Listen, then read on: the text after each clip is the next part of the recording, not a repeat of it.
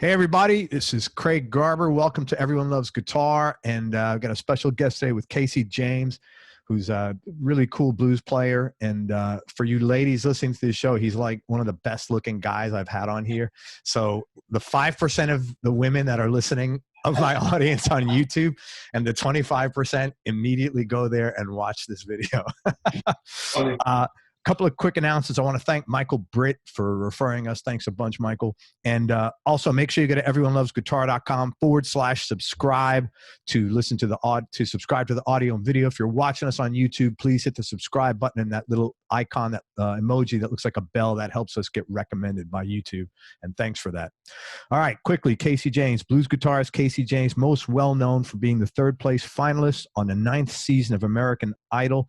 He's actually a very legit blues guitar player who just released his third record, which is called If You Don't Know By Now. It's a great record, really uplifting blues, R&B, and soul. He's opened for Delbert McClinton, who we had here on the show a while back, and Kenny Wayne Shepherd. He's originally from Texas, just outside of Fort Worth, and his influences include Merle Haggard, Ricky Skaggs, Pink Floyd, Sly The Family Stone, Doyle Bramhall II, Widespread Panic, and others. Dude, thank you so much for coming on the show. Man, thank you. I just, as you went through that, I was thinking to myself, I remember my mindset as I wrote down my influences, because that always just makes me want to strangle something because it's so hard to do. So I usually give like the most random, off the cuff assortment of things that I can think of, and that was a pretty good random one. That was pretty, yeah, it was pretty random. And Pink Floyd and Merle Haggard in the same sentence. I have not done that yet. Yeah. Hey, I just try to think of things that I've listened to. That's about where I stop thinking. Because I mean, if I've listened to it, then it's influenced me. So, right on, man. You got your first guitar at like 13, Casey. Did you come from a musical family? Yeah, I did. Everybody in my family was extremely musical, all the way from my mom's dad, which is my pawpaw, and my nana was his wife. They were very musical and loved music, and both could sing, kind of play a little bit. My mom and dad, aunt and uncle, my cousins, my brother, pretty much everybody sings and plays.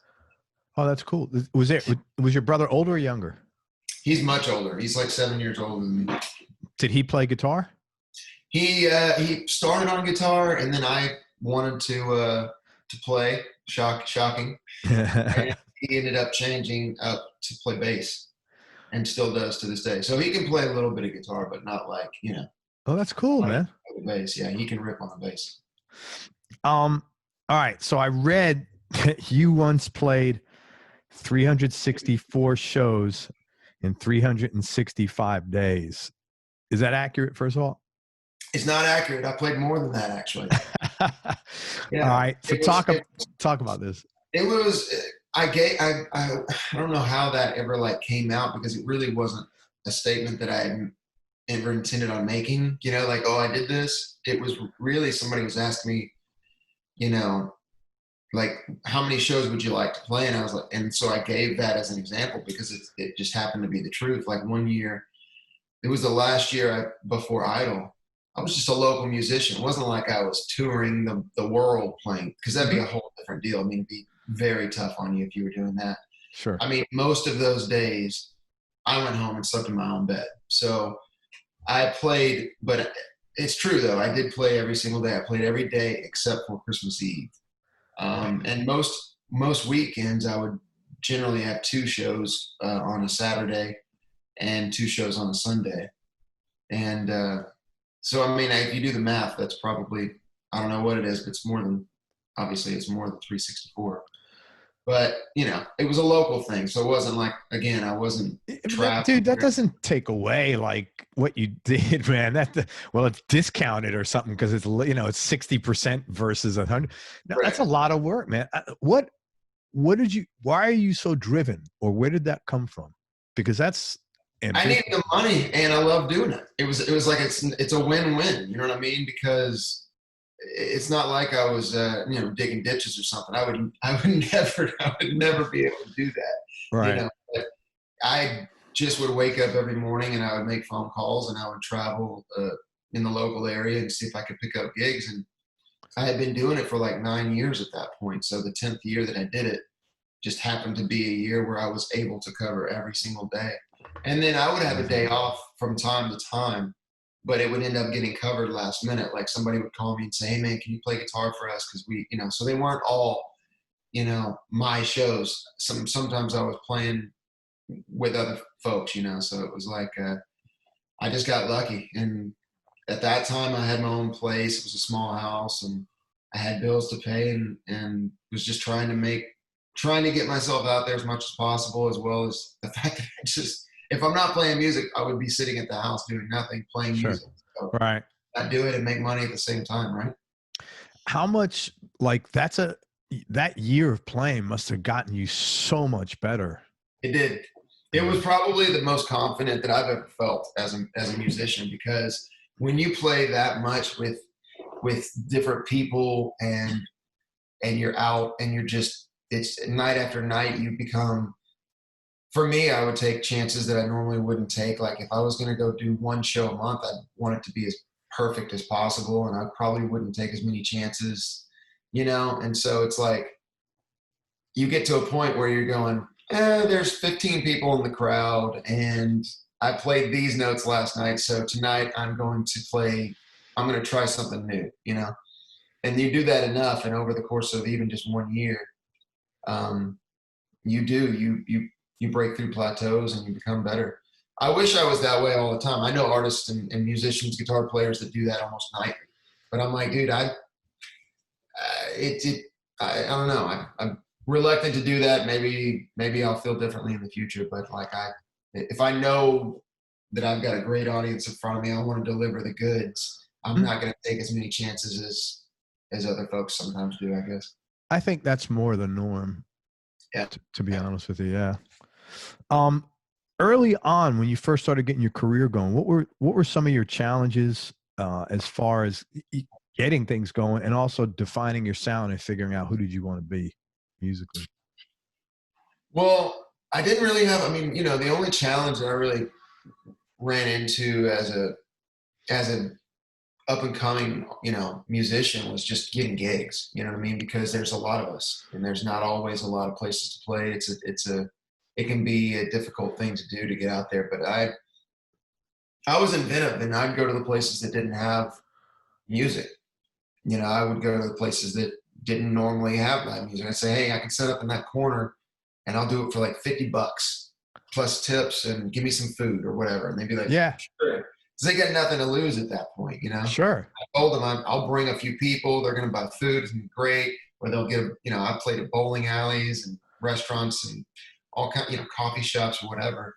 And that did really well for me. But I would say getting gigs is probably the most difficult thing when you're coming up. But I never really thought about necessarily defining my sound.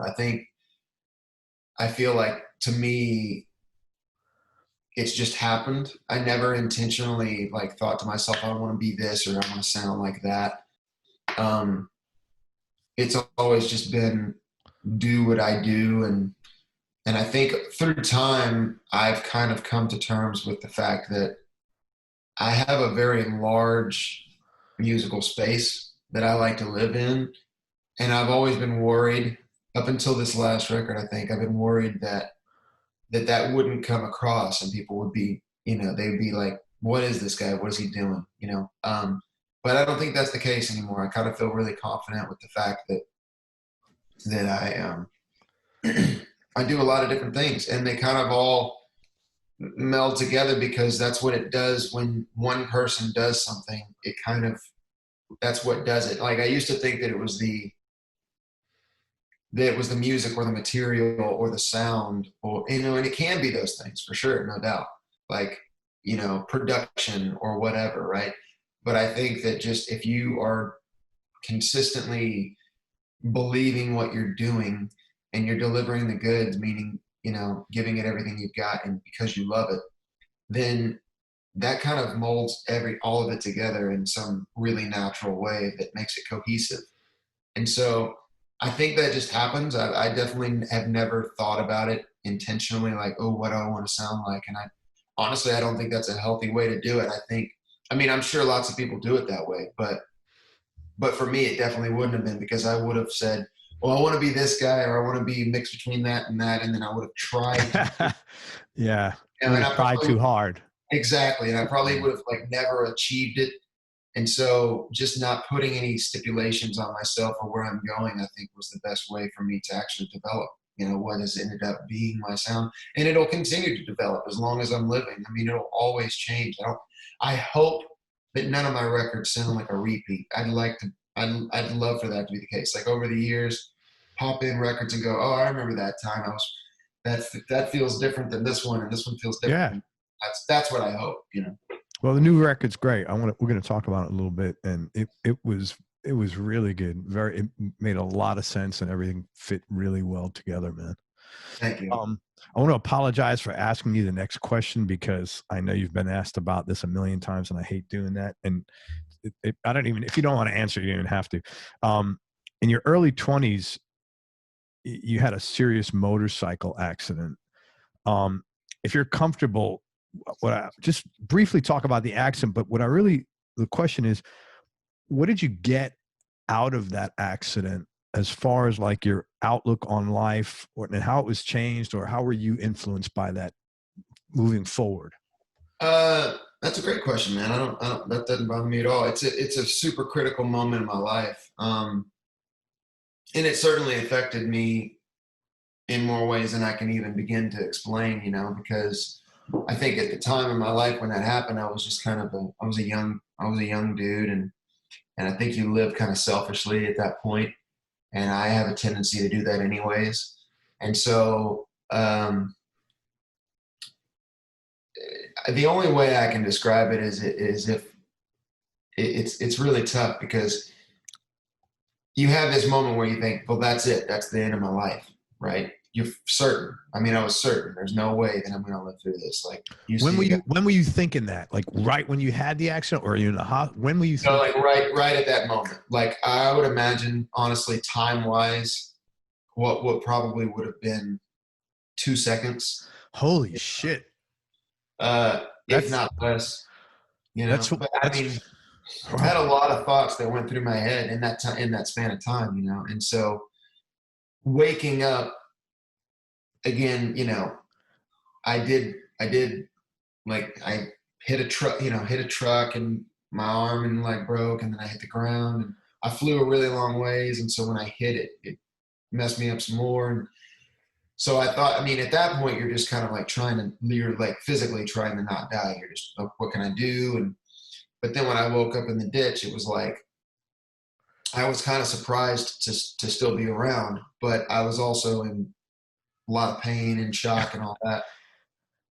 And when they put me on the helicopter, I do remember thinking, because I remember hearing people say like, yeah, you know, whatever, unlikely. Not that people would say that kind of thing, but I just got the vibe that they didn't think that I would make it.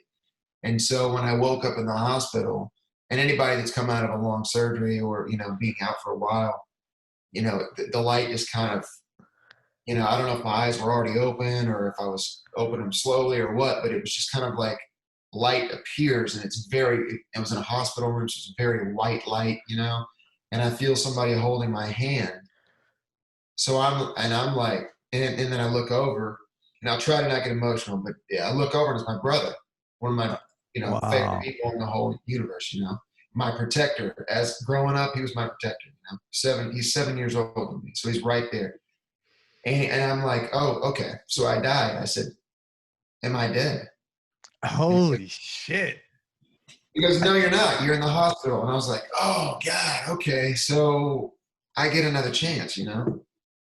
And when you go through that, man, you definitely change a lot of things, you know? Like I decided at that point, I'm like, well, I'm no longer going to live without thinking about other people, because it's important to me, the grand scheme of things now. Like I feel less, I guess I'm less interested in pleasing myself one day at a time than I am trying to maybe please myself long term by making the world a better place. Does that make any sense? Like, Yeah. You and we're focused on. all really nice to each other, and we all give to each other.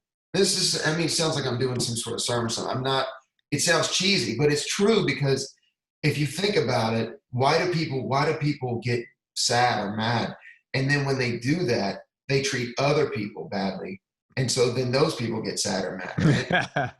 Right? So it's just this circle of endless Yeah. horribleness, right? So if you just flip that dynamic and you say, I think I'll be nice to somebody today. And then you realize that when you do that, that person then goes, oh, wait a second, I can be nice to this guy or this girl.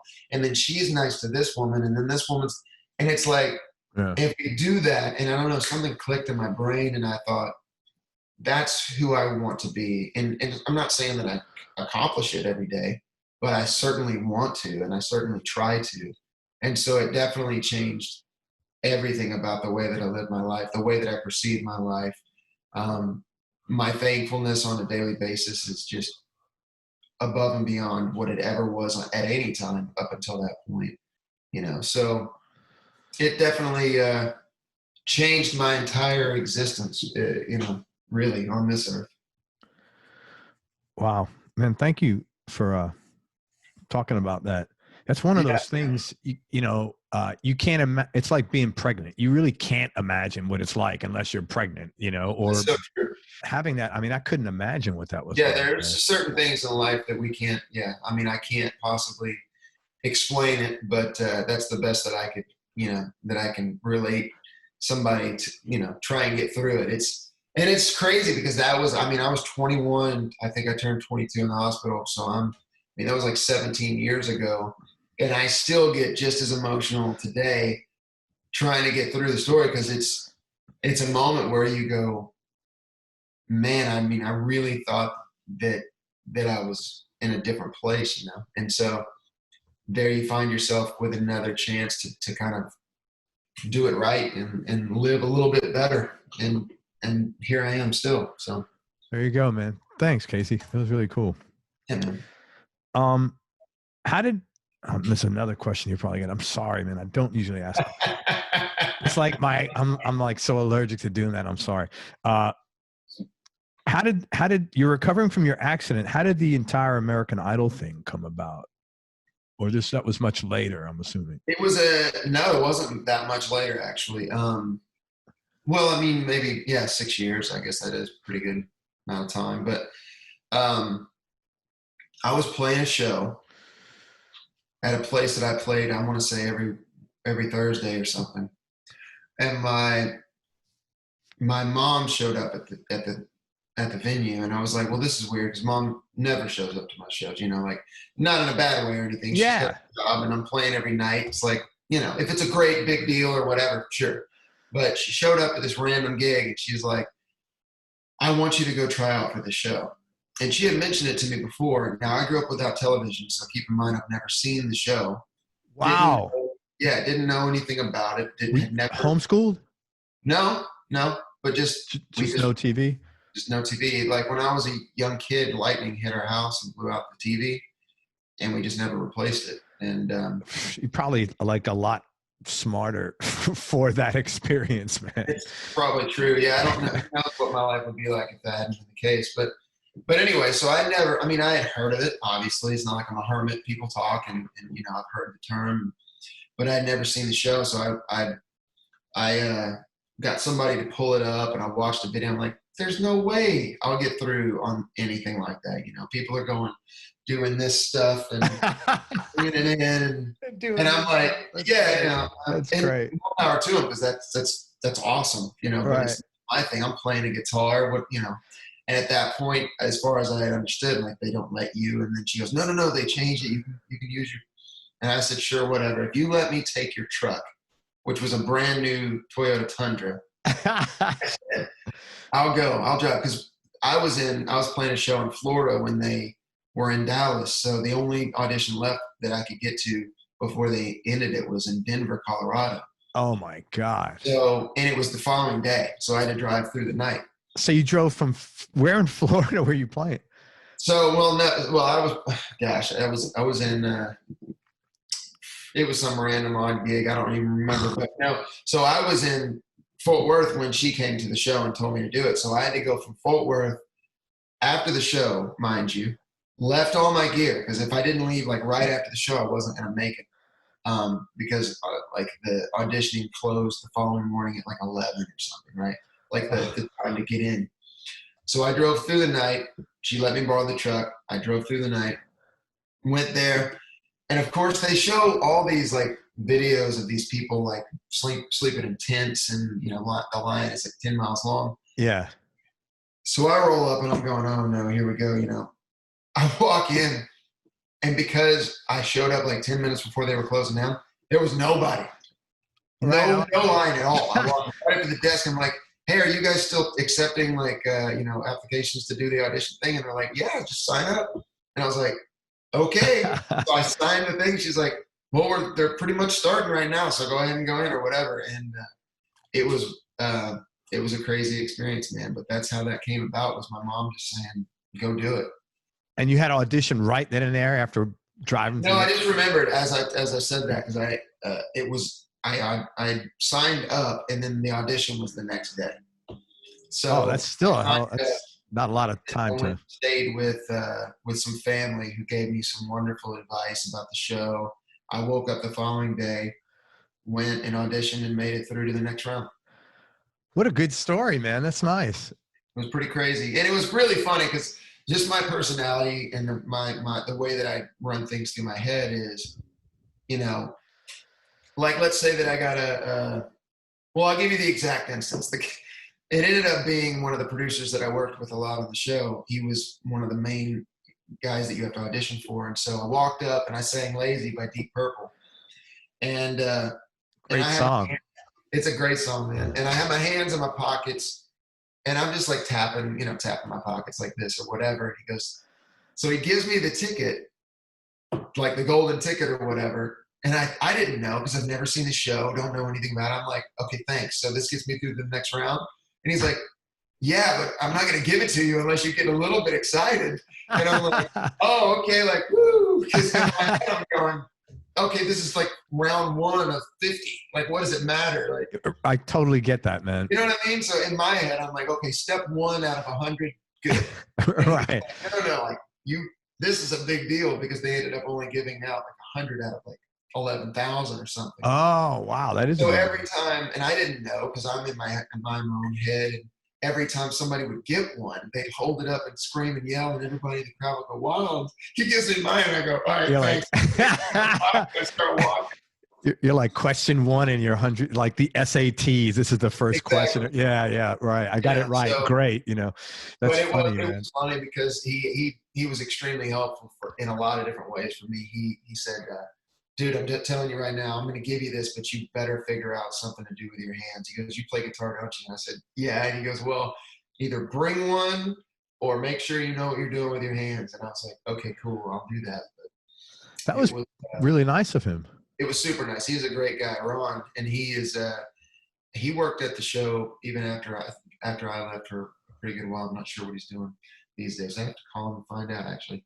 He's a wonderful dude. That's cool. Big dude, dreads, awesome guy, and wonderful producer. And if it weren't for him, I would have never made it through the show. That's a fact. That's good. So you had what do they call it? An Eskimo. You ever heard that story, right? No. My son told me something like these people were in the tundra, you know, it's all ice, and they're looking for something. And I don't know the whole story, but the bottom line is they were right around the corner from it, and they happened to, you know, they were like near starvation, and they bumped into this Eskimo, and he goes, oh, it's right here. And so the moral of the story is like everybody has an Eskimo at some point. So he was your Eskimo for that. He definitely was. No doubt. Yeah, that's really cool, man. That's a nice story. Thank you for sharing that.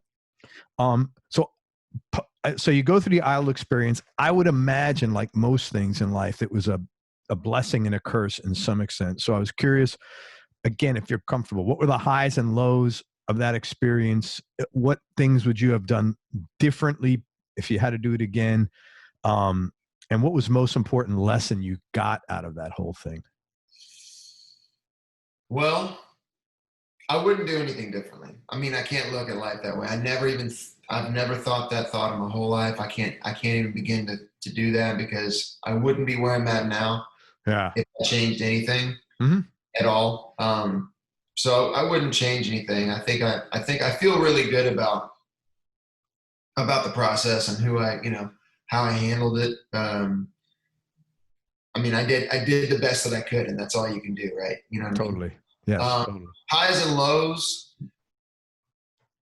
The lows were being separated from the people that I loved, right? So you go from, I had a really regimented life, even though it was wacky and crazy. It's like you never know where you're going to end up partying or being or playing or who you're hanging with, but it was very similar every day. It's like wake up, load up my gear, go to a show, unload, set up, play a show for 4 or 5 hours, break down, eat some food, get paid, and go spend time with the friends that were at the show, because people came to my shows every night. And they're That's like cool. some of my best friends to this day, And so being separated from that out of the blue, like just boom, you every day is kind of the same. And then all of a sudden, excuse me, you don't have any of that. I had none of my normal people to talk to, and you don't have time because you're separate, you're busy doing the things that you've got to do for the show. They really didn't want to, and I understand why. I think it's a huge mechanism, and they didn't want bad press. They had some really bad press that probably costed them a lot of time, effort, and money to keep, from ruining the name of American Idol. And they just didn't want to deal with that again. And I think I was right at the apex of that, because I've been to the show since, and they were like, yeah, do whatever you want, press is press kind of idea. But my season, they really kept us pent up pretty tightly, and that was a low for me, because I was used to being, at that point in my life, I was the life of the party everywhere I went. Yeah. I'm not that personality type anymore. It's really strange, but How come? I think because I went this. I don't know. I mean, I'd have to do some deep research here in my brain. But I've talked to my wife about this. I think that because you go from nobody knowing who you are, right? If nobody knows who you are, you can walk in and be the life of the party. And I think it's cool. But for me personally, at the apex of my idol moment, everybody just it was kind of weird. It was people wanted to touch you, just to touch you and stuff. And it's got really weird for a moment. And that is weird. It made me kind of go back to what I had been as a youngster growing up. I was very much an introvert. And so it kind of made me want to not be the life of the party, because I think that's what people were expecting. And I think maybe some people were like, oh, look at this guy, And I kind of finally got through all of that. Yeah. And now I'm somewhere in between, Sure. But I don't feel the need to come in and wow everybody. And I also don't need to not talk to everybody. So, but that would have been I think the highs of the show for me were just being there, and for me to have that opportunity, and for me to be able to, have a moment in time where what I do is it's going to change my life every moment on that show. You know what I mean? Every time I got on stage, I knew in my head, I'm like, okay, well, if I do well, this could change my entire destiny. And it has, on this earth, I sit here in a room that's got more stuff in it than I could have ever bought in 10 years before Idol, right? I could have worked and saved every dime. This is God's honest truth, man. I'll tell you, my budget on a weekly basis was $5. For the year before Idol, for about 3 years before Idol, my budget to spend was $5. People won't believe that, but the people that know me. No, I have no reason not to believe. No, that's very, listen, man, I've talked to 800 musicians. I believe it. Yeah. and saving up like that, because I would squirrel it away. It's not like I might have made killer money one week, but in my head I'm going, there's no guarantee that I'm going to make any money next week. So yeah, I got bills to pay. I had 2 dogs to take care of. I'm like, they depend on me. Now my children depend on me, right? Right. But so I'm like, I'm going to do everything that I need to do to make sure that stuff's done. So with that being said, it was like, I would just consistently save. And then at the end of the year, if I felt comfortable, I would make one purchase. So one year I got a bike. The next year I got a TV. I bought a television that I ended up giving to my brother-in-law about, I don't know, a few months ago. And, you know, so that's just the way that I did it. Good for you, man. It's nice though that when, you know, you go from living on $5 a day to you don't live on $5 a day. That's a good feeling, man. It was a good, I'll tell you the best feeling of all when it comes to like money is not worrying about food. I know that sounds stupid, but no, it doesn't. I've been there, man.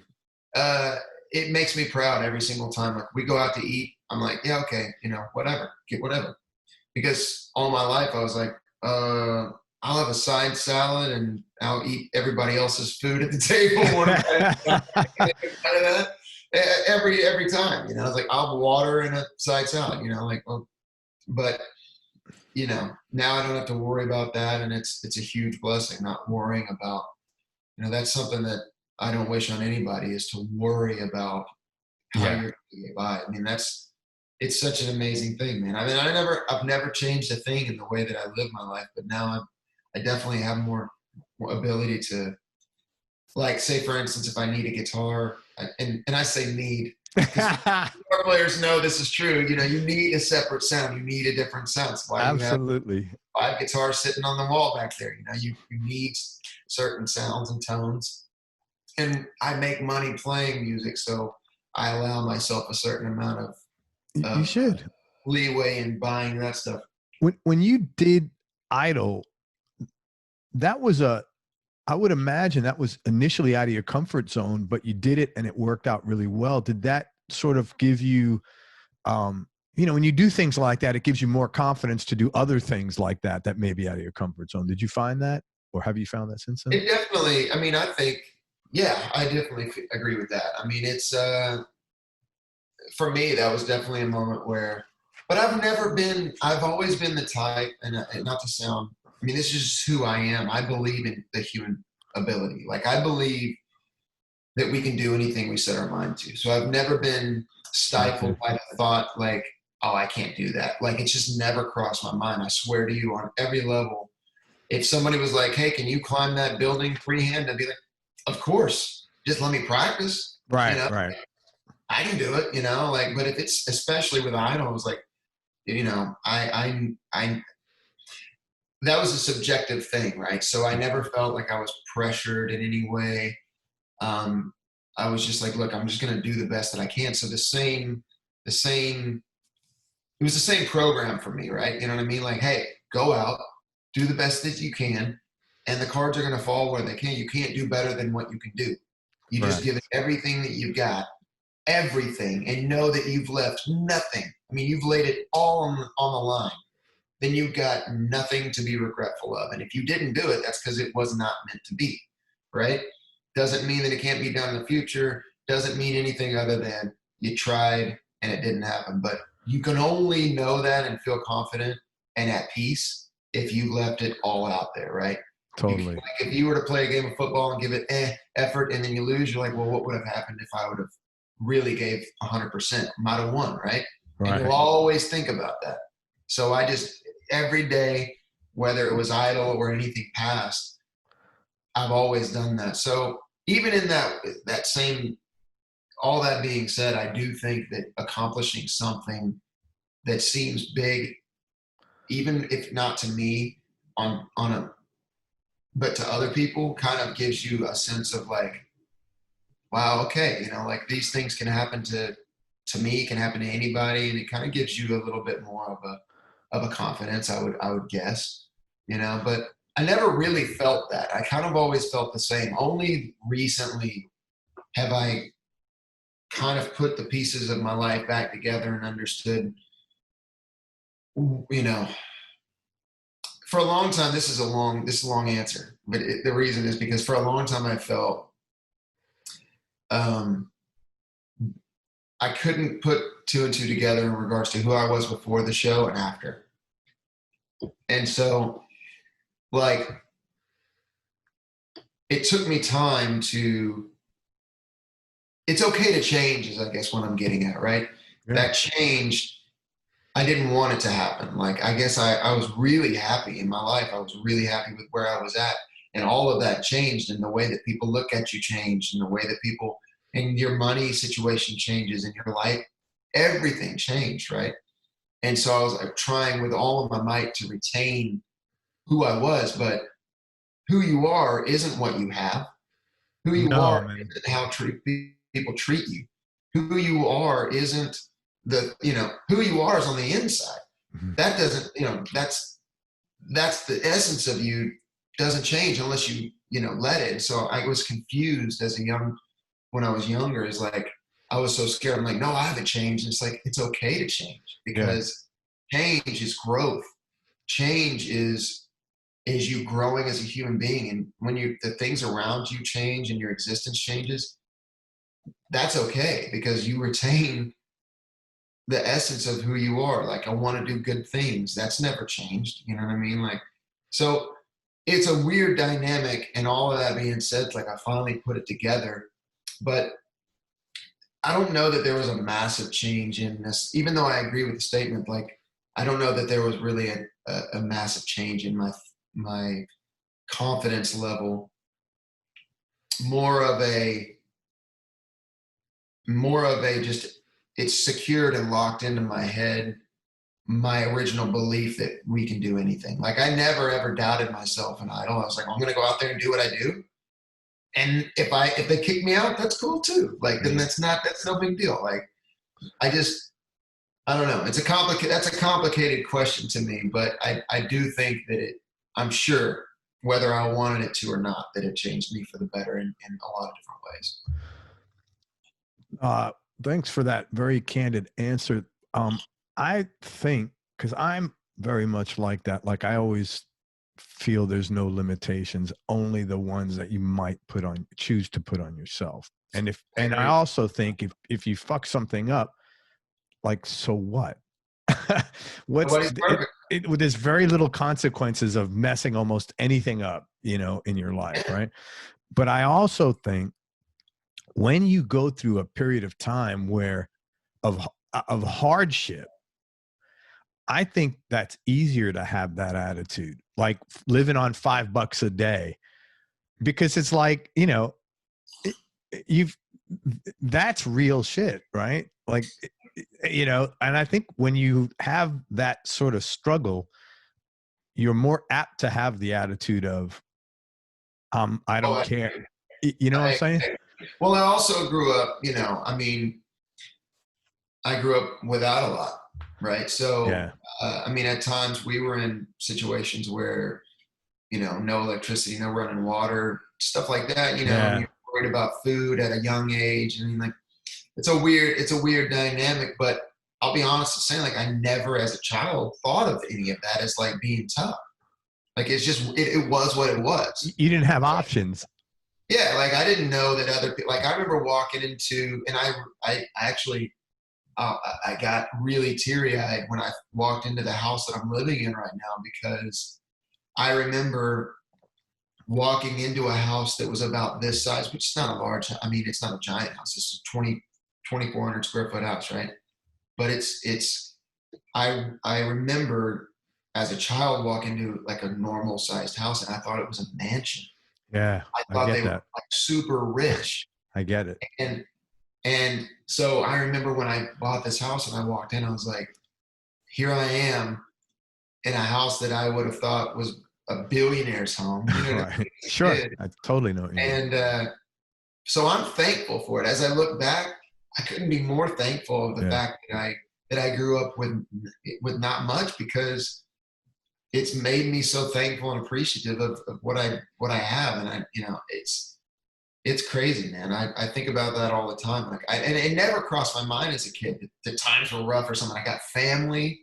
I had, it was all going to be okay. I never thought it wasn't going to be. And I think that attitude has been consistent through my whole life. Like, I believe, and as a Christian, I'm a Christian, so I believe God's got me in his hands. And I've never doubted that. My faith has always gotten me through.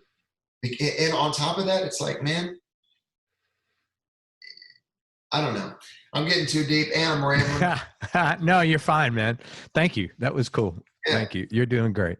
I want to talk about your current record, if you don't know by now. Like I said, it's really soulful, very heartfelt, and I love the blues and R&B. You pretty much wrote or co-wrote every song on that record. I was curious what was going through your mind when you put the songs together, because there's a lot of sadness in the songs, but there's also a lot of redemption in the music. It's uplifting. And I almost felt, and you could say, Craig, if I'm wrong, please say I'm totally wrong. I almost felt like you were getting ready to close one chapter and open another one. And I really thought, and I'm not blowing smoke, you really left it all out there on that record. It was really good. Nothing was half-assed. And plus, man, it's 14 songs, 63 minutes. Not too many people are making records that long. And most people putting out EPs, 5-6 songs. Right. You know? So what was going on in your life, I guess, or what was going through your mind when you put all those songs together? I feel like lately I've kind of settled into who I am, if that makes any sense. Like, maybe I'm at that span in my life, and I know that it happens for different people at different ages, but I know what I am. I know what I'm not.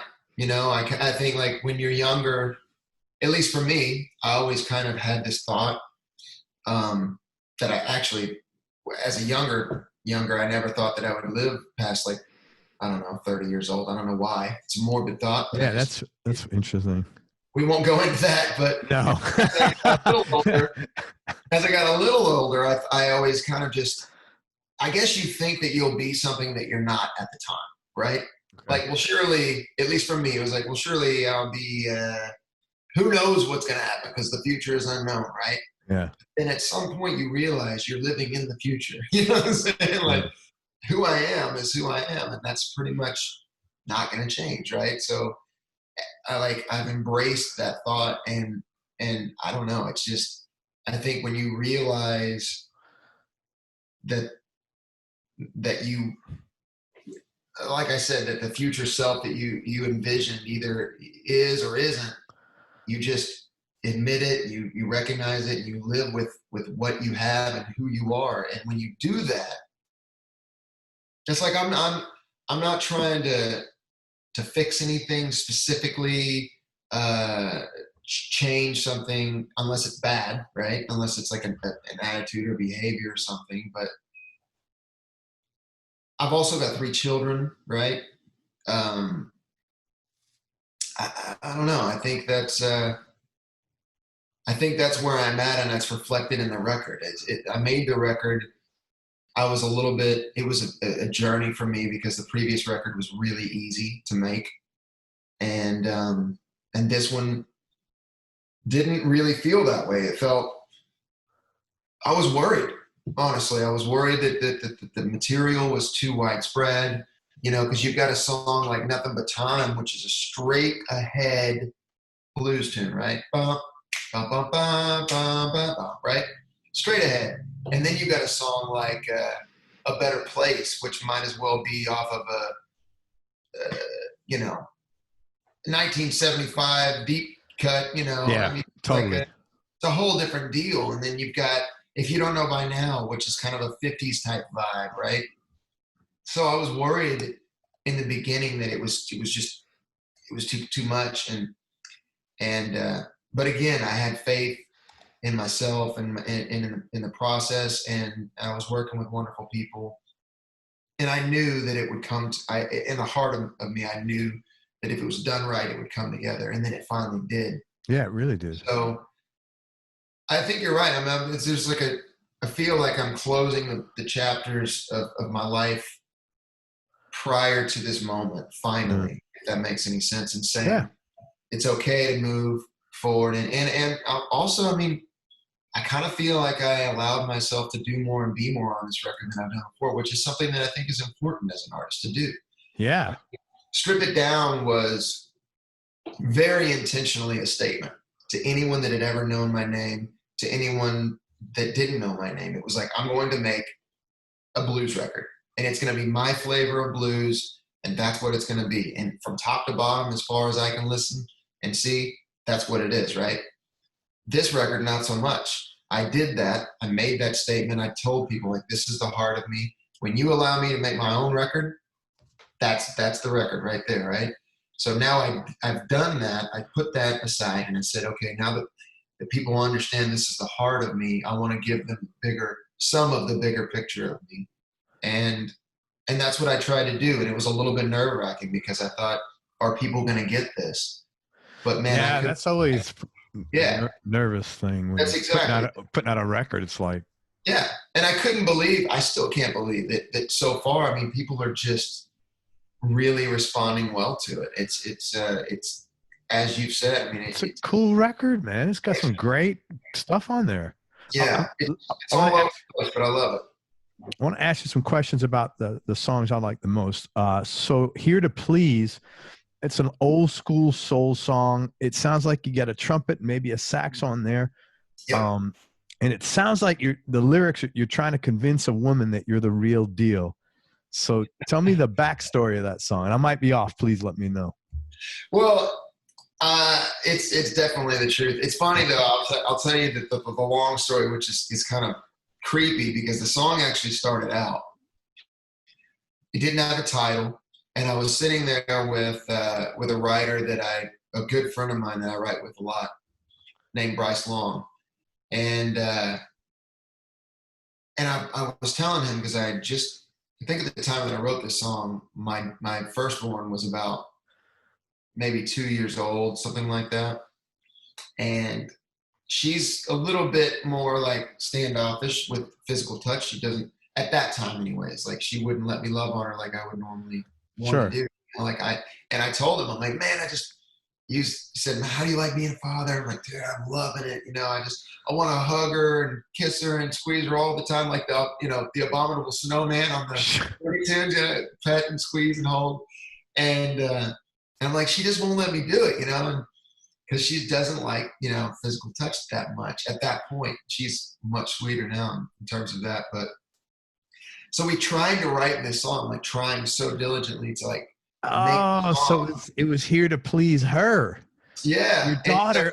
So cool, man. Yeah. Well, so it ended up being so difficult to write, and it just kept getting weirder and stranger. And finally it was like, I feel like we're swimming upstream with this, man. Let's swap the dynamic. And as soon as we did, and I got it in my head, I was like, I'm going to write this for my wife. It's going to be a sexy song from me to her. It's going to be one of those kind of, late night, have a glass of wine, get in the mood songs, right? Right on, man. And I'm all for that. As soon as we said that, the song wrote itself, man. It was over and done. Oh, that's awesome. And I do love it because it does reflect my true heart of like wanting to please and make her happy. It's like my goal in life is to be an amazing father and husband, and I strive for that daily. And it's what most of my existence revolves around. Being a Christian, playing music, and taking care of my family. And so this is a statement to that in a big way. It's a little bit of a creepy one. No, but only because it started with your daughter. But it's not creepy at all, man. It's like the genesis of the story is like innocent. It's innocent. I get it, man. I totally get it. I only say that because I originally was I forgot to put the lyrics in the CD, and so I was going to post them up and I was going to speak them. I was just going to like spoken word, like read the lyrics. And I got to that when I canceled the whole idea. Because like, I can't do this. It's too creepy. Yeah. If you read the lyrics, it sounds like I'm a stalker. That's so funny, man. No, it's a good song. It is. I do love that one, and I love the horns in that tune. I love the whole vibe of it, and I like that I don't come in wailing on the guitar. It's like this kind of. You did that. The whole album's like that, man. You wailed where you're supposed to wail, and you didn't where you. I mean, it wasn't like, hey, man, here's my big guitar dick for everybody to see. Which a lot of guys, but this is the maturity of your evolution as well. This is your third album. That exactly goes back to what I was saying. I know what I am and what I'm not. Yeah, I'm not a ripper, right? I might have been earlier in my career and maybe before my wreck and stuff, but it's not my thing, and more power to the people that do it and the people that love it. I certainly can at times, but I don't revolve around it. You know what I'm saying? To me, it's like play the part that needs to be played. Don't force what you want to do.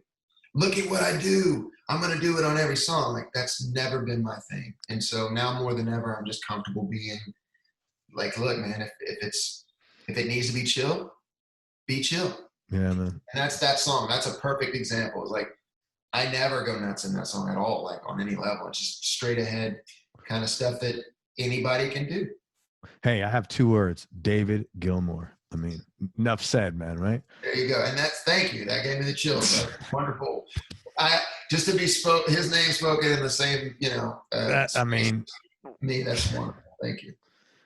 A better place. This was intense. Before I die, I hope I clean up my mistakes and leave this world a better place. I thought that was pretty intense. And again, if you're comfortable only, what mistakes were you referring to that you wanted to clean up? Because we certainly all have them. Man, I mean, I guess mistakes either boil down to your own life, right? Which you don't have to clean that up. I mean, that's you make mistakes and you move on in your own life. But I think when I say mistakes, I mean, it's pretty much in regards to people, because I mean, unless you're out there, like, burning 10,000 gallons of, 10,000 pounds of plastic and ruining the ozone layer or something. It's like, you're not like, that's not the kind of mistakes. I mean, really it's relationships and people and making sure that I move forward, in the right way. And this goes back to what we talked about earlier about me wanting to make things better and treat people right, treat people with respect, and treat people the way that I want to be treated. It kind of boils down to the golden rule, really. It's if I'm not living that way, then I need to clean that up and make it right. And it's just a reminder to myself and a statement to the world that I hope that people can agree with, and maybe relate to. It's like, nobody wants to have any burdens on them of things that they feel like they've, relationships that they may have ruined or people that they've hurt. If you've hurt somebody, man, I mean, I really mean this. It's more important for you to fix it for yourself. Oh, totally. Yeah, it's sleep insurance, man. You get a 10,000 pound weight off of your shoulders. Oh man, let me tell you, I've done it, and even if you feel like somebody's done you wrong, just taking the time to just, even if they are jerkwad and they're going to be like, "What are you talking about?" Go and forgive them. Yeah. Tell them, hey, I know that you didn't mean to do this, or maybe you did, but either way, whatever it is, I forgive you. And when you do that, it's just like you said, 10,000 pounds off. And that to me is kind of what I'm talking about when I go into that. I mean, it's, great. It can go deeper than that for sure, but I think that's really it. And then you have 2 songs that close the record down, Faith and then More Faith. And the last song is basically a 4.5-minute guitar solo. But the song Faith is pretty intense. So a couple of questions. Tell me what faith means to you, and like, not the happy stock answer, but like, what's been your own experience with faith and faith related issues, the good and the not so good. And then any backstory to the song, because that was a very powerful combo, man. And I listened to that guitar solo like several, it was and you know what, man, it wasn't the same thing. You weren't in there like, it was like moving.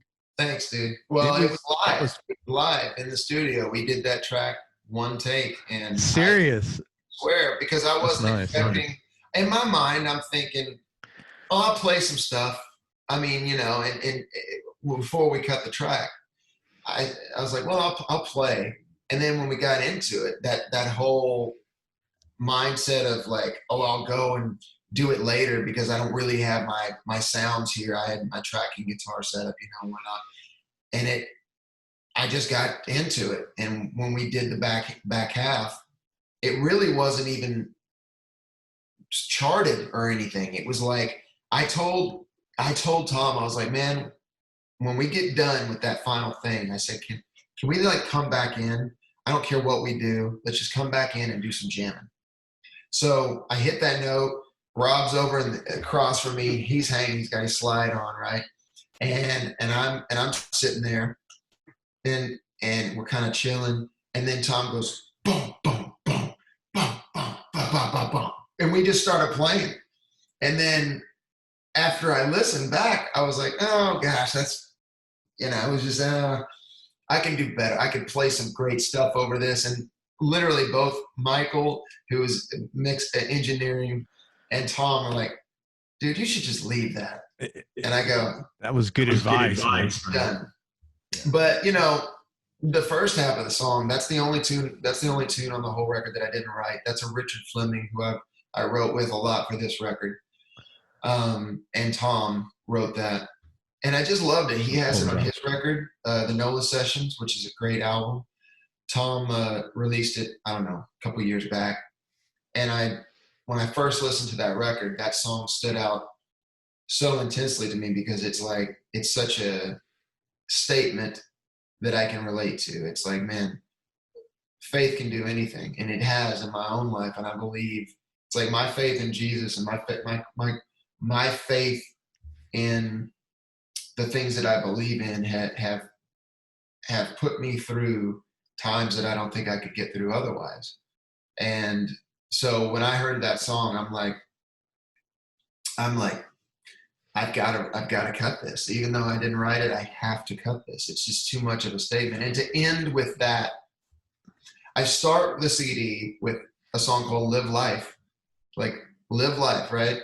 Let it all go. Be who you are. Like, don't, like all these statements. Like, for me, this record is about kind of saying all the things that I would want to say to somebody, how to live a good life, right? I mean, this is my own interpretation, obviously. Yeah. Who am I?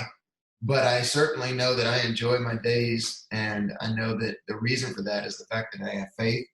I don't live in the past, and I mean, it's all there. It's all it's statements from me, and that was a big one. It's like, man, I love that tune. And then we just had a blast at the end of it, just jamming. And it was so cool, man. Rob didn't even know. He's sitting there, and I'm like, so I play, and you can hear. I'm looking at him going, I'm hitting notes, and I'm going, and he goes, oh, and he starts playing a solo. And I'm like, we're going to go back and forth, So he plays, and then I jam off of it, and we're playing off of each other. And that can literally only happen if you're doing it live. Otherwise, no way, Who picked Rob? How did you get Rob McNally on the record? Or like, how is that? On the first record, and I just loved him to death. And, yeah, he's a great guy, great player. Dude, yes, one of the greatest guitar players I've ever heard. Yeah, especially in I mean, he plays everything, but him personally, he's a blues guy, man. So when it comes down to it, so you got the right. He ended up, here's a great story about him real quick, is he played, I wonder if it's in here. I bought a White Falcon from him. Oh yeah, you told me. Go ahead, tell the story. It's good. He played it in the studio, and I literally was like, "Hold on, everybody!" I got up, I went in there, I was like, "Dude, show me what guitar you're playing right now." And he goes, "Oh yeah, check it out. It's this White Falcon." And he goes, "Man, I love it. I got flat wounds on it, blah blah blah." And I go, "Dude, that thing's awesome. If you ever want to sell it, let me know." And he goes, "I will." 10,000 times I've said that to people, and 9,999, the people don't do that. Of course. Like 8 months later, he calls me. He texts me or calls me, I can't remember, and he goes, "Man, I'm going to sell that guitar. Do you still want it?" I go, "Yep, I'll be there. What time and when and how much?" And I went and bought it, and it's been one of my favorite guitars since then. Are you in Nashville now then? I am. Yeah. Oh, I didn't know that. Okay, I didn't realize that. Okay, yeah. That for everybody listening, who's talking about Rob McNally, who's an incredible session player in Nashville. I actually had him here on the show, and he's got a good story himself. If you want to go back and listen to that, but yeah, he's a good dude. Great song, man. I thought that was just a perfect way to close out the record. Those two back to back like that. I came close to opening with it, but I thought it was just completely wrong once we did the back half. Originally, I had planned on opening with Faith, which for a live show might be cool, but for the record would be really weird. Once we did that back end, I was like, yeah, this has got to be the last song on the record. Well, that's probably the last song that closes your sets, I would imagine also, right? or to be the last song. Yeah. Eventually, when I start, when the world comes back. I know, man. You recently put a band and an EP together called Texas Hill with Craig Wayne Boyd and Adam Wakefield. Tell listeners who those guys are, and also what prompted you to put that project together.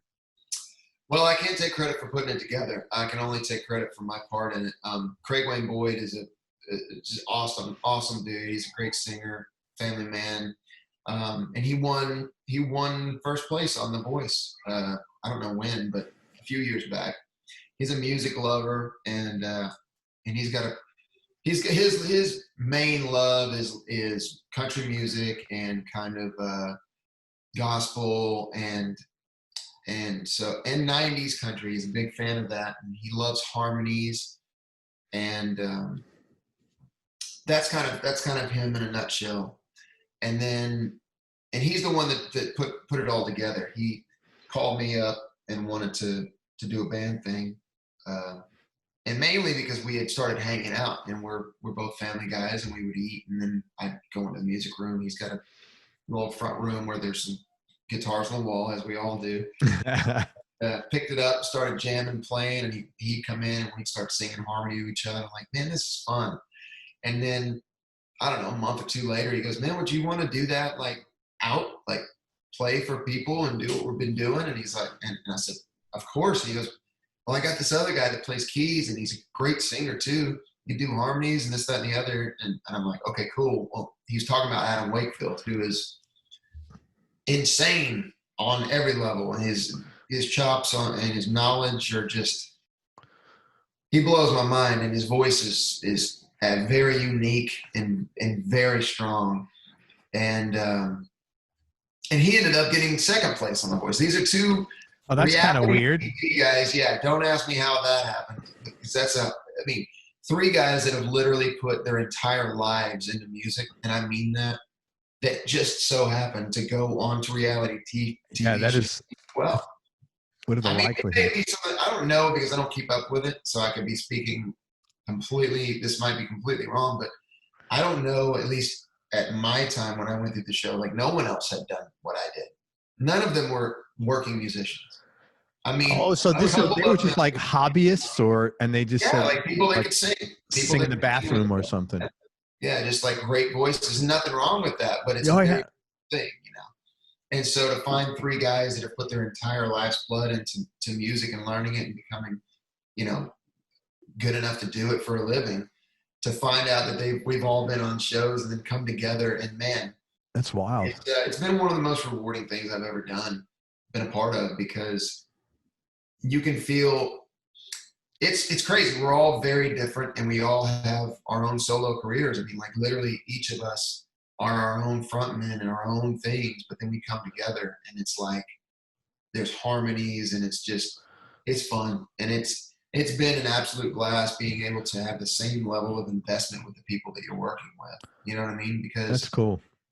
Generally, it's not that way. You know, you're working with people that they want to see you succeed, but they also want to succeed themselves. And I've been a staircase, like a stepping stone for people to do bigger and better things, which I always have wanted for those folks. But it's nice when you know that if you succeed, he succeeds, and when he succeeds, you succeed, and we are all going to just come up together. There's a level of investment and that you don't get otherwise. And I've missed that, because that's kind of the way I grew up. I mean, I was in bands right all up until Idol, you know. I mean, definitely did a lot of solo stuff too, but I never thought of myself as just a standalone thing, because what am I without a band? Right. Just whatever. So it's just been enjoyable, man. And I'm learning about myself. I'm learning how to be a better person, because when you force yourself to work with people, you have to give. You can't just be my way or the highway. When you're the boss, you're 1/3 of the boss in this situation, you know. Yeah. So well, the music's different too. It's, you know, it's not Casey James music. It's exactly. Not this. Yeah, it's not the same thing at all. Yeah, but you can hear me. You know, I mean, like for example, if you listen to that record and listen to "Love Me When I'm Leaving," that solo, pure me. Same thing on "My Mama Didn't Raise Me." Anyways, it's another song on the record. Man, it's killing me. I can sing the whole thing. Get to Easy the on the chorus. eyes. Got it. Get to Easy the on chorus. the eyes. If it wasn't easy on the eyes, again, you'd be like, oh, yeah, that's Casey playing the guitar. Right. You know? Now, what's fun is when I get to do stuff that I would not necessarily say sounds like me, like song on the record called Four Roses, where I do a straight ahead chicken picking type country solo. Right. All of my friends called me when the EP came out, and they're like, dude, who's playing guitar on that song? I'm like, it's me, man. Come on. So that's cool that you get to stretch on that project. Exactly. It's forcing me out of my comfort zones at times, but then other times I get to force my comfort zone on them. So it's man. Give and take, you know. And you said you're going to the studio next month to finish an album. Yeah, we'll go back in December, probably mix it and get it out by January, I would imagine. Awesome. Or maybe sooner. Hey, buddy.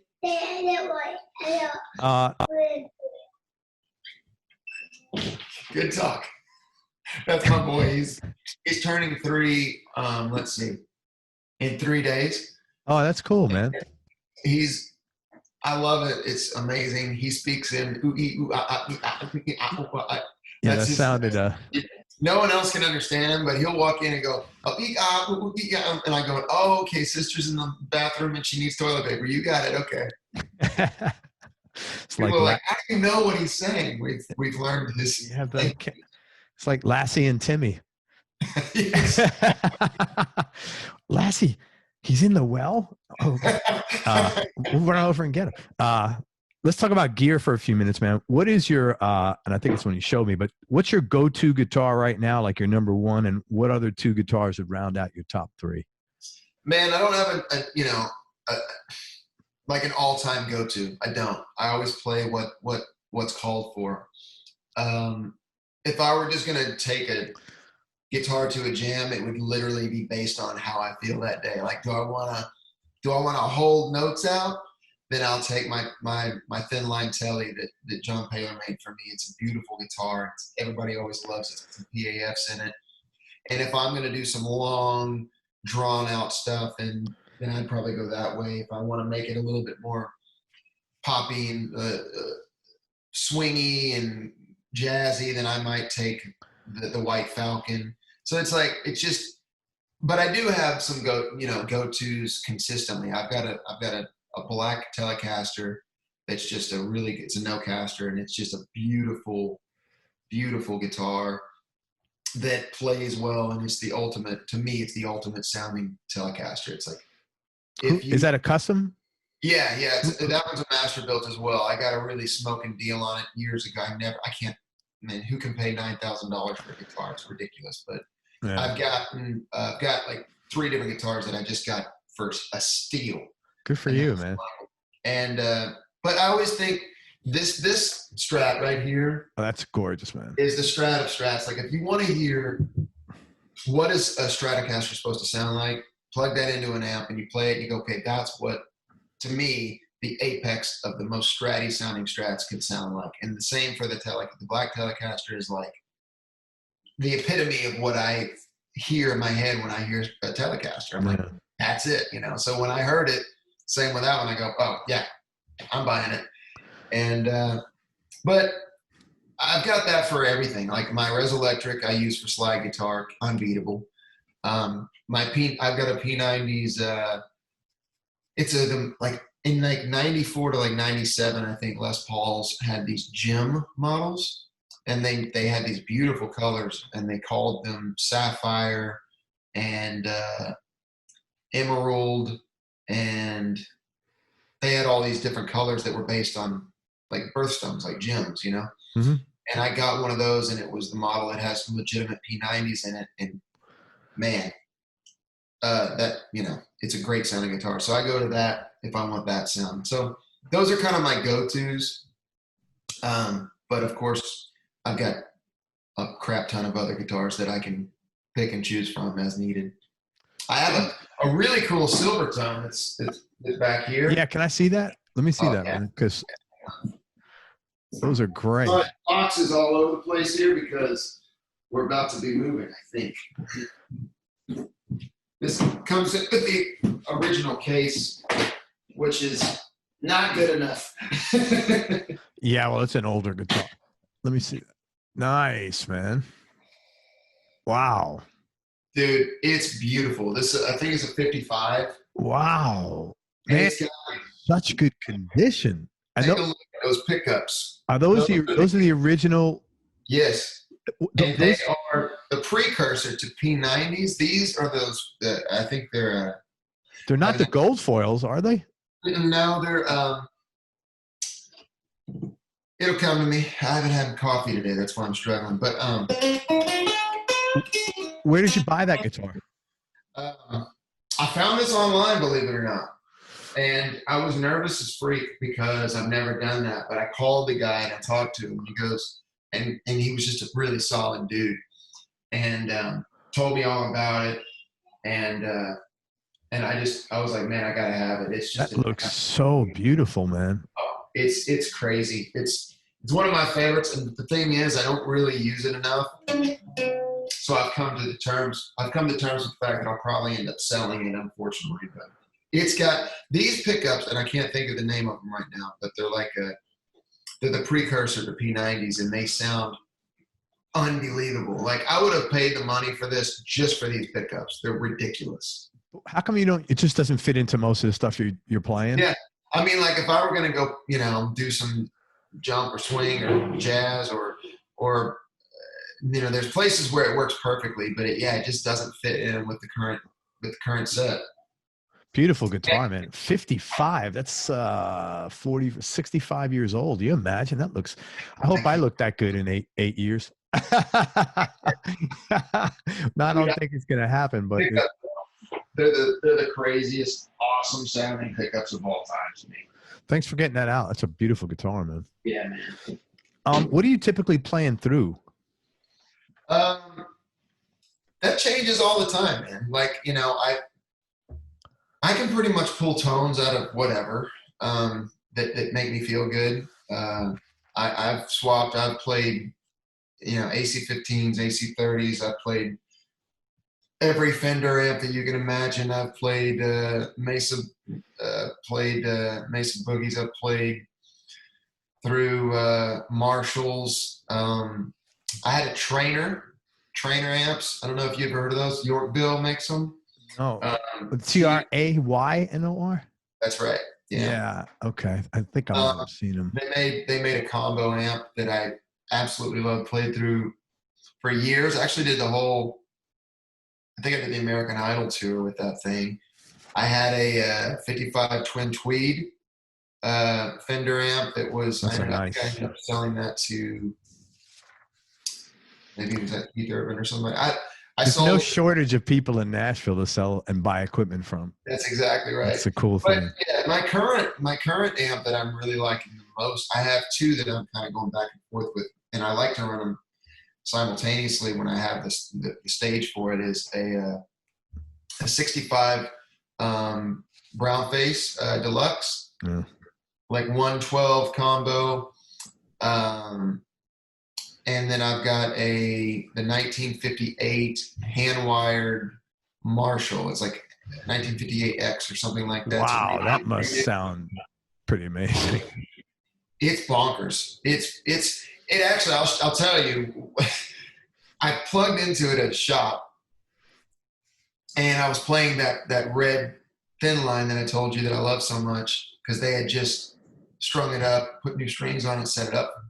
And because I was on the road at the time, I had to drop it off. Didn't have time to do it myself. So I went in to get it. I was like, what's this amp? This looks cool. And he goes, dude, plug in. So I plug in, I crank it up, and literally everybody, and I'm not that guy on any level. I mean, very, I'm not going to rip or anything, but I was just playing some stuff. Because of the sound of the amp and the guitar, everyone in the whole place stopped. And they all were just like looking over, and I was like, dang, this sounds good. And everyone was like, yeah, it does. You need to get, like all the people that were in the place. And I'm going, yeah, when you can stop people that literally listen to that all day long. Yeah. Yeah. But it's just a crazy good amp. So those two are my real go-tos currently. Very cool, man. Hey, I know you got to jump, so I'm going to ask you 2 more questions, and thank you very much for everything. Sorry. One last one that I love. Yeah. Maz 18 Junior with reverb combo, 212 combo. God, that's a lot of power, man. It is. Hey, listen, there's a track that I did, and it's coming up on Christmas time right now, so you can check it out. It's called I Like Christmas. Listen to that, and I'll tell you what I'm playing through, and you'll never believe it. My Les Paul, I had the custom shop make me a 1950 whatever Les Paul, and it's that guitar into that amp. That's a lot of firepower. I will. It sounds absolutely unbelievable. It's a great time. Anyways, next question. Yeah, man. I'm going to ask you 2 more questions, and thanks for everything, Casey. You've been real cool. Thanks for having me, man. Of course, man. So, best decision you ever made? Marrying my wife. Easy. But you know what? Honestly, the real truth. I say that because I'm a happy man, but I kind of feel like every decision is as meaningful or meaningless as the next or the prior one. You know what I'm saying? Like not this, you know what I mean? Not to sound too dramatic or something, but it's like I feel like I get worked up if I didn't think that way. Because every single day I make 100 different decisions that can make or break me. You know, so I just make them and move on. I never think about which ones are more relevant or important than the next because I would just get too wrapped up if I did. But I definitely know the layout of my current life is massively, you know, dependent upon the fact that I'm a happily married man with a beautiful family, and I cannot imagine my life without my family. So that, yeah, I'd have to go with that. Right on, man. And then opposite of that, toughest decision you've had to make. And here they are. Come here. Now they're gonna bust in. Now they're shy. I'll show you. Come here, guys. I want you to say hi. Come here. Can you say hello? Hi. Hey. Wow. You're like full on with all these little kids. That's wild. Babies. I don't know where. Okay, you guys go get mama. Hey, shut the door. She's sleeping. Love you. Shut the door behind you. Sorry, brother. No, it's cool, man. So I asked you the best decision. Tell me toughest decision you had to make or most difficult thing you've had to do.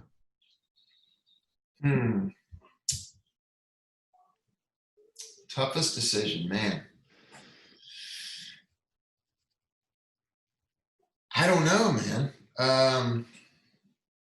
It kind of goes back into what I was just talking about. Like, I don't think of it that way. You know, I don't think too hard on most things. I kind of feel like the right decision is your gut. You know what I mean? Yeah, totally. So I just roll with it. I don't put a lot of pressure on myself, and I don't look back on it and question, because you make decisions. I mean, I make decisions based on, again, it's like give it the best you got, right? And then let the cards fall where they will. That's on decision making as well. You know, it's so.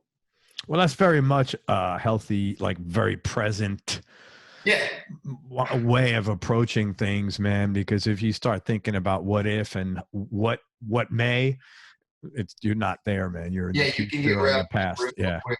And you know, it goes into the same thing. The way that I live my life. It's like the guys, Texas Hill, they know. They ask me a question, you're going to get an honest answer. It might shoot myself in the foot. It might hurt everyone around me, but I'm going to tell you the truth, because otherwise, then you have to remember. And you get wound up, you get wrapped up in all this, like, oh, well, what did I say? And is that, you know, how does that, now I got to twist this, and it just becomes a garbled mess of SHIT. And I'm like, I don't want to live my life that way. And it kind of boils down to, it goes into all those things, decision-making processes, looking, you know, when I change anything, none of that. It's like, man, just live, do the best you can at every moment, and move forward and plow ahead, because you can second guess yourself until the end of time if you don't. Totally get it, man. I had a guy on the show. we became buddies, and he was telling me something about don't be part of the results committee. That's right. I really like that, because then you just do what you got to do, throw it out there, you know, whether it's the universe, God, whoever is watching over you, and it works or it doesn't work, and that's it, you know. That's and right. I like Move that. forward. Just move forward. Like I mean, there are times when you need to, you know, recognize a mistake or fix something that's broken. You know what I mean? Like if you're building a rocket ship to go to the moon, then, you know, if it blows up, you go, well, what do we need to fix? What went wrong? You know, okay, that's cool. That process is cool. Fixing things is cool. But looking back and saying something like, oh, well, it blew up, we're never going to make it, or something, that's what I don't like getting into. Yeah. It's like, look, just plow ahead. You want to do something? Keep doing it until you do it, you know? Well, dude, you've done a good job at that, and thank you for sharing everything. And I want to tell people where to find you. It's Casey James Official is Casey's website, CaseyJamesOfficial.com, and all his social media stuff is on there, so you could follow him and like him and whatever it is you do there. Also, check out his new record. It's called If You Don't Know By Now. It's a great record, man. Even if you don't have a lot of time, at least listen to the last two songs, man. He's like putting it all out there on those two songs. It's called Faith and More Faith. If you like guitar, I mean, it'd be impossible to dislike the last song. And also, he's got his project called Texas Hill with Craig Wayne Boyd and Adam Wakefield. Check that out, and they will be coming out with a record hopefully early in the first of the year. Any news on touring at all, man? You know, it's up and down. It's up and down. And, you know, you've got this, there's just a lot going on. I'm trying to stay, it's really tough to talk about because everything, it feels strangely political to me if I try to talk about anything that has to do with anything, because there are people that want everyone to go to their houses and hide and wear a radioactive suit. And I'm just, I kind of come to the terms with, I don't care if I offend people or not with it. I don't live my life that way. I'm going to die. You're going to die. Everybody's going to die. Yeah. Don't make this the 10 seconds of the thing that previews, but I'm just saying. Yeah. Oh my God. That's funny. Don't make this the preview. That's great, man. That's hilarious. But it's, you know, it's like, we're all going to die. Until I die, I choose to live. Yeah, there are a billion things in the world that can kill me dead, and they're not going away. Snakes, alligators, lightning, a hurricane. I could draw, you know, all of these things, they're out there. They're not going anywhere, everybody.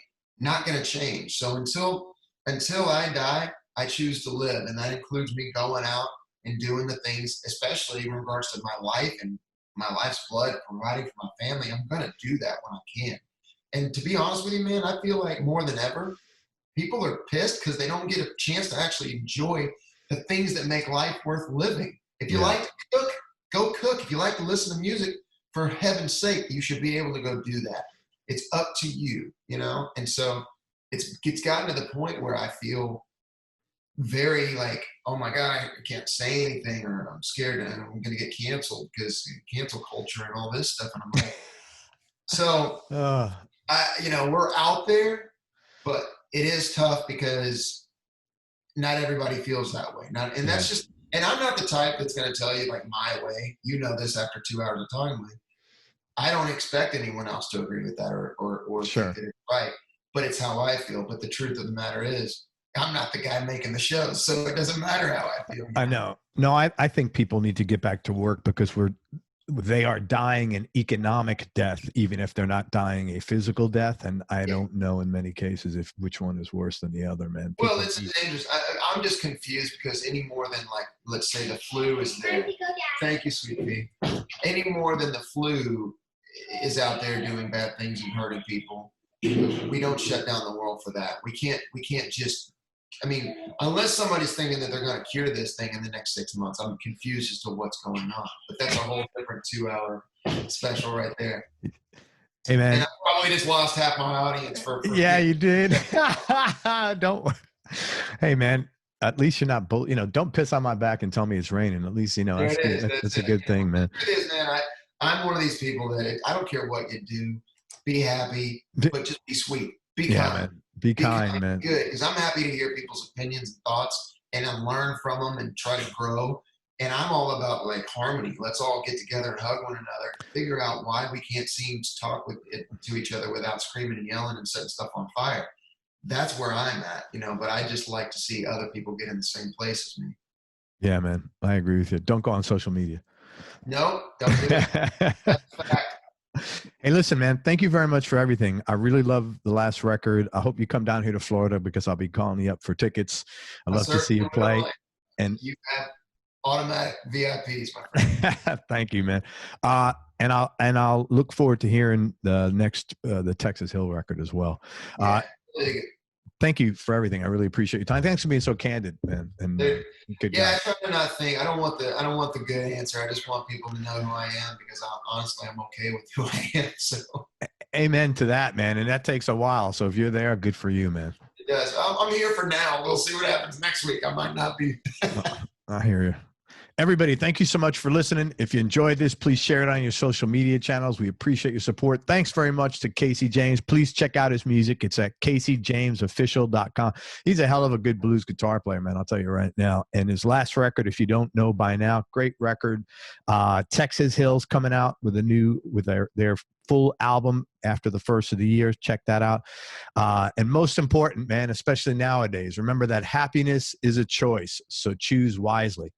Be nice, go play your guitar, and have fun. Till next time, peace and love, everybody. I am out. Thank you so much for everything, brother.